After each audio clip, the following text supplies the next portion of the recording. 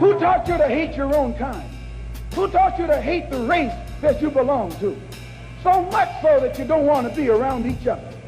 No, before you come asking Mr. Muhammad, does he teach hate, you should ask yourself who taught you to hate being what God gave you.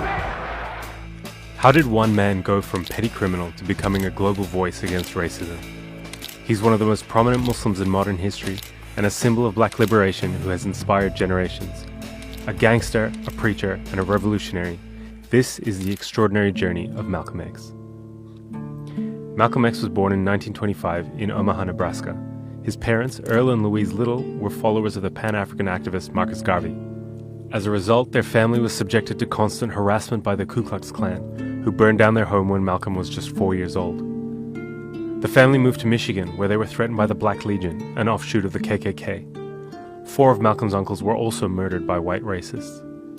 Malcolm's father died when he was 6. The incident was officially ruled a streetcar accident, although his mother believed he had ultimately been murdered by the Black Legion. When Malcolm was 13, his mother was committed to a mental institution. Her children were split up and sent to different foster homes. Malcolm was an excellent student, but dropped out of school after a white teacher told him it was unrealistic for a young black boy to have aspirations of being a lawyer. After a few years in Michigan and Boston, he moved to Harlem at the age of 18, where he was involved in gambling, robbery, drug dealing, and pimping. At the age of 21, after committing a string of robberies with a small gang in Boston, Malcolm was arrested and sentenced to 8 to 10 years at Charlestown State Prison. Incarceration was the beginning of Malcolm's transformation. While in prison, his siblings began writing to him about the Nation of Islam and its leader, Elijah Muhammad. The Nation of Islam promoted black independence and rejected the notion of the superiority of white people. Instead, Elijah Muhammad taught his followers a form of separatism from whites, who were actually considered devils, inferior to black people who were the original inhabitants of Earth. Malcolm, initially hostile to the idea of any religion, eventually became a member of the nation. He read books constantly and began writing regularly to Elijah Muhammad. Muhammad's followers were taught to abandon their given family names, as they were actually the names of former slave owners. So Malcolm Little became Malcolm X. After being paroled, Malcolm visited Elijah Muhammad in Chicago. In June the next year, he was named Assistant Minister of the Nation of Islam's Temple No. 1 in Detroit. He later established Boston's Temple No. 11 and expanded Temple No. 12 in Philadelphia. And those of you who think that you perhaps came here to hear us tell you to turn the other cheek to the brutality of the white man, I say again, you came to the wrong place. Finally, he was selected to lead Temple No. 7 in Harlem, where he was responsible for a huge surge in membership. We don't teach you to turn the other cheek. We don't teach you to turn the other cheek in the South, and we don't teach you to turn the other cheek in the North. We teach you to obey the law. We teach you to carry yourselves in a respectable way. But at the same time, we teach you that anyone who puts his hand on you, do your best to see that he doesn't put it on anybody else. The FBI now had him under surveillance due to his sudden profile as the nation's rising star. Malcolm's rise to national prominence happened in 1957, when he intervened at a police station to arrange for medical assistance and legal help for members of the nation who had been beaten and arrested by New York police. The crowd of protesters outside grew to almost 4,000. Witnessing Malcolm's control of the crowd shook the New York Police Department. Within weeks, they had him under surveillance and officially began infiltrating the nation. In 1958, Malcolm married his wife Betty, with whom he would have 6 daughters. Malcolm's profile continued to grow via print and television appearances, and he began to gain international exposure. Who is it that controls the prostitution in Harlem? It's the white man. Who controls the large sale of whiskey and wine? It's the white man. Who gives you the deck of cards and the dice that you use to gamble with? It's the white man. And after he sell them to you, he catch you with them and put you in jail for using them. He was deeply critical of the growing civil rights movement and its leaders, like Dr. Martin Luther King, who preached integration. That's what you mean by nonviolent. Be defenseless. Be defenseless in the face of one of the most cruel beasts that has ever taken the people into captivity. That's this American white man. 100 years ago, they used to put on a white sheet and use a bloodhound against Negroes. Today, they've taken off the white sheet and put on police uniforms. They've traded in the bloodhounds for police dogs, and they're still doing the same thing. And just as Uncle Tom, back during slavery, used to keep the Negroes from resisting the Bloodhound or resisting the Ku Klux Klan by teaching them to love their enemy. Martin Luther King is just a 20th century or modern Uncle Tom or a religious Uncle Tom who is doing the same thing today. Malcolm's message was being heard louder than ever, but his relationship with the man who had transformed his life was about to fracture. Tensions were growing within the nation over the amount of attention Malcolm was receiving compared to his mentor, Elijah Muhammad. An unprovoked raid on a Nation of Islam mosque by police in Los Angeles led to one member being paralyzed and another being killed. No charges were laid against the police. The white man believes you when you go to him with that old sweet talk, because you've been sweet talking him ever since he brought you here. Stop sweet talking. Tell him how you feel. Tell him what kind of hell you've been catching, and let him know that if he's not ready to clean his house up,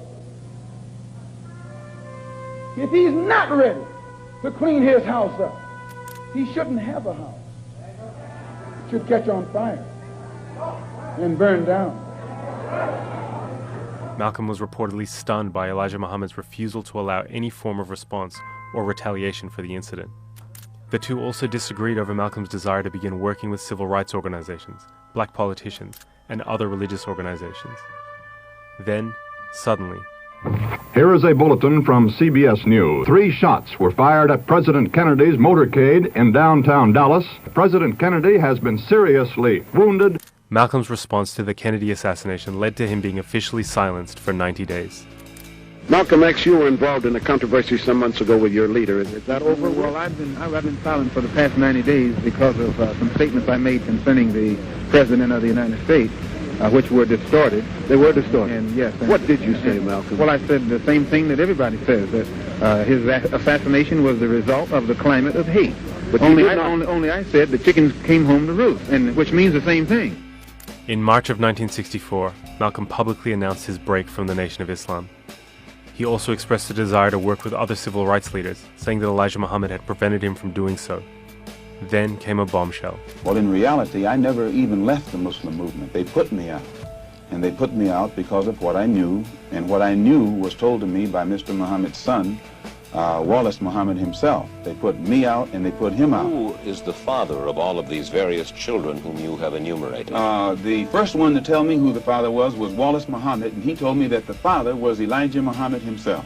And how many of these illegitimate children did he father with the sisters? Well, he made 6 sisters pregnant. They all had children. 2 of those 6 had 2 children. I am told that there is a 7th sister who is supposed to be in Mexico right now, and she's supposed to be having a child by him. Are you not, perhaps, afraid of what might happen to you as a result of making these revelations? Oh, yes. I probably am a dead man already. After splitting from the nation, Malcolm began learning the tenets and practices of Sunni Islam. He founded the Muslim Mosque Incorporated, a religious organization, and the Organization of Afro-American Unity, a non-religious group promoting Pan-Africanism. He had softened his position on Martin Luther King, who he met only once in person. And later the same year, he performed Hajj, the Muslim pilgrimage to Mecca. This was to be yet another transformative experience for him. When I was on the pilgrimage, I had close contact with Muslims whose skin would in America be classified as white, and with Muslims who themselves would be classified as white in America. But these particular Muslims didn't call themselves white. They looked upon themselves as human beings, as part of the human family, and therefore they looked upon all other segments of the human family as part of that same family. Now, they had a different look or a different air or a different attitude than that which is reflected in the attitude of the man in America who calls himself white. So I said that if Islam had done that for them, perhaps if the white man in America would study Islam, perhaps it could do the same thing for him. After Mecca, Malcolm made 2 trips to Africa, meeting officials and speaking on radio and television across the continent.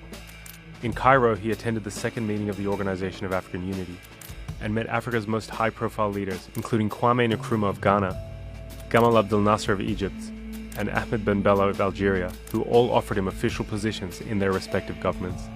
He met with Fidel Castro and was one of the first African-American leaders to meet the newly created Palestinian Liberation Organization, and was one of the pioneers of a tradition of black Palestinian solidarity that would be continued by the Black Panther Party and the Black Lives Matter movement. A common misconception about Malcolm's philosophical evolution is that his process of turning to Sunni Islam softened his political positions. While it's true that Malcolm abandoned some of the nation's more extreme separatist positions on race, he remained a staunch black nationalist.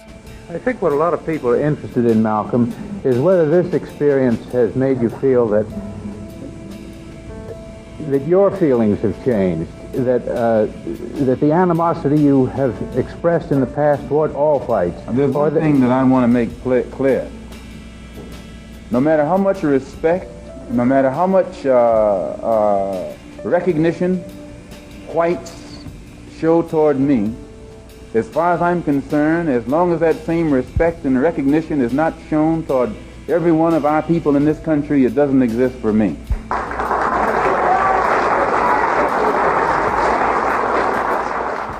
If anything, Malcolm's travel had led him to globalize his perspective, seeing black liberation as something beyond the United States, and as something that was intimately tied to struggles for independence across the Third World. It has remained a domestic problem. It has remained within the jurisdiction of the United States. And as such, it has been impossible for the Afro-Americans or American Negroes to try and enlist the support of other dark-skinned people who were being oppressed the world over in that struggle. And the only way this can be done is by internationalizing the problem. If you take up arms, you'll end it. But if you sit around and wait for the one who's in power to make up his mind that he should end it, you'll be waiting a long time. And in my opinion, the young generation of whites, blacks, browns, whatever else there is, you're living at a time of extremism, a time of revolution, a time when there's got to be a change. The Nation of Islam had not taken Malcolm's exit and public criticism of Elijah Muhammad's misconduct lightly. His family was repeatedly threatened, their car was bombed, and FBI surveillance records show that law enforcement was aware that elements within the nation were openly discussing his death. Then his house was burned down. On February 21st, 1965, Malcolm was addressing the Organization of Afro-American Unity in Manhattan's Audubon Ballroom. He was shot 21 times. 3 Nation of Islam members were tried and convicted of the murder, but questions remained. At the time of his death, Malcolm was under surveillance by both the NYPD and the FBI's COINTELPRO operation. For many, there is simply no doubt that one or both organizations had a hand in his assassination. Malcolm's legacy went on to be preserved in hip-hop, film, and literature. Most importantly, his own autobiography, which continues to be celebrated and was named one of the 10 most influential non-fiction books of the 20th century. His politics continue to inspire generations of activism against racism and imperialism worldwide. People in power have misused it, and now there has to be a change, and a better world has to be built, and the only way it's going to be built is with extreme methods. And I, for one, will join in with anyone, don't care what color you are, as long as you want to change this miserable condition that exists on this earth. Thank you. Malcolm's funeral was held in Harlem. Some estimate that up to 30,000 people attended. Actor and activist Ossie Davis delivered the eulogy. Harlem has come to bid farewell to one of its brightest hopes, extinguished now and gone from us forever. Many will ask what Harlem finds to honor in this stormy, controversial, and bold young captain. And we will smile. Many will say, turn away, away from this man, for he is not a man, but a demon, a monster, a subverter, and an enemy of the black man. And we will answer and say unto them, did you ever talk to Brother Malcolm? Did you ever touch him or have him smile at you? Did you ever really listen to him? Malcolm was our manhood, our living black manhood. This was his meaning to his people. And in honoring him, we honor the best in ourselves. What we place in the ground is no more now a man, but a seed, which, after the winter of discontent, will come forth again to meet us. And we shall know him then for what he was and is, a prince, our own black shining prince, who did not hesitate to die because he loved us so. You now use Shabazz and drop X? I'll probably continue to use Malcolm X and I'll probably use it as long as the situation that produced it exists.